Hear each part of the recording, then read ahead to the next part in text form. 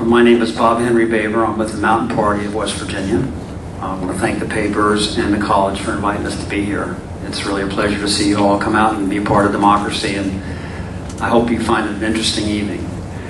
A little bit about me. I was born to an Appalachian father and a New York mother. My dad met my mother on his way to World War II. Was part of the great Appalachian outmigration of many generations, which has gone on for way too long in our state. I came back across time and decades to reclaim my Appalachian heritage. Lived all over the state. I'm a professor, a writer. I was a single father. Still got a couple kids in school. Yeager Airport adoption, mayor of Richwood, Kellogg National Leader Fellow, and an Appalachian poet.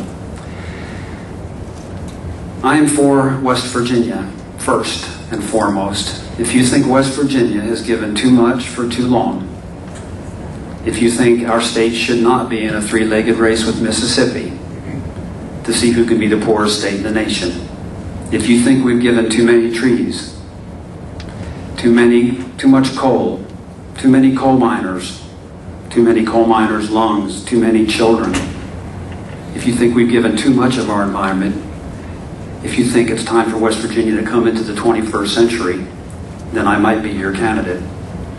If you're looking for an old-style Democrat who's for the working common person, I might be your person. Think of me as a blue-collar guy with a little bit of green around the edges.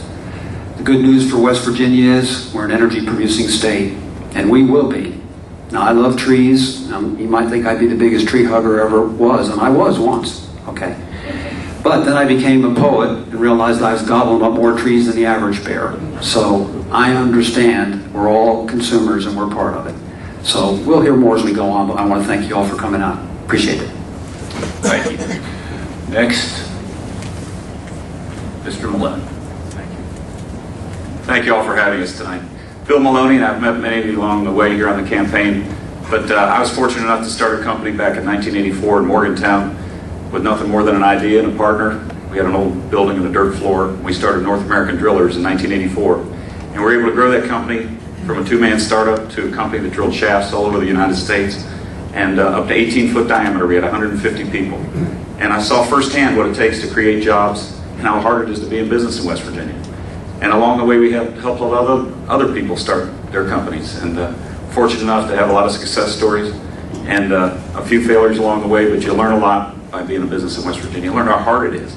And that's probably the reason I'm here today, to try to make it easier for other people to start businesses and grow our economy and diversify things here in West Virginia. It's way too hard, and we need to make it easier. I'm tired of being number 49 and number 50 and everything. And to me, it's our legal climate, our tax codes, our over-regulation.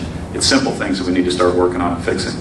And I'd had enough. I had to get in this race. And it's like a calling to me, similar to the situation I went through last summer. Or last year, right about this time, I was in Chile working on a mine rescue that turned out all right. And I remember being told that couldn't be done. Well, we can do some good things here in West Virginia. We got way too much to offer. And I'm tired of our kids leaving our state, never to return. My two are in Charlotte, and I want them back, along with everybody else's children and grandchildren. But thank you for having us here tonight. Look forward to it. Thank you. Mr. Tomblin.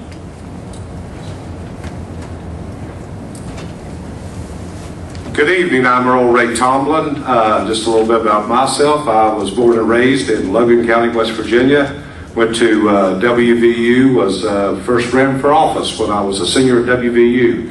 And I was fortunate enough in 1974 to be elected to the House of Delegates. Stayed there for 3 terms. It was went to the State Senate in 1980. During that tenure of time, that period of time, I served in many capacities over there, including the 8 years as the finance chairman for the Senate. In 1995, I was elected the 48th president of the West Virginia State Senate, the longest serving in the history of the state. And in November the 15th, 2010, I became the governor of West Virginia when Governor Manchin resigned to become United States Senator.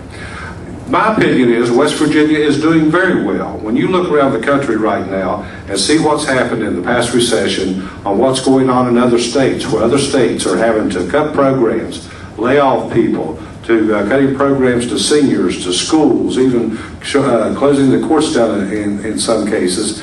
We're not having to do that in West Virginia. They're having to raise fees, raise taxes to keep their budget balanced. We're not having to do that in West Virginia. Once again this year, West Virginia is one of about 4 states in the entire country that ended up with a surplus again, a $330 million surplus. We've not always been that way. Back in the late 1980s, when I first became finance chair, West Virginia was broke like so many of these other states. And that's when we started putting together the plan to put West Virginia where it's at today. We've decided that we're going to change the way we're doing business. We're going to be responsible. We're not going to spend more money than we're taking in. We're not going to give new benefits that we can't afford out there. And we're going to choose to do the right thing with the taxpayers' dollars. That's the reason West Virginia is doing what it's doing today. And we'll get into it a little bit later as we go on.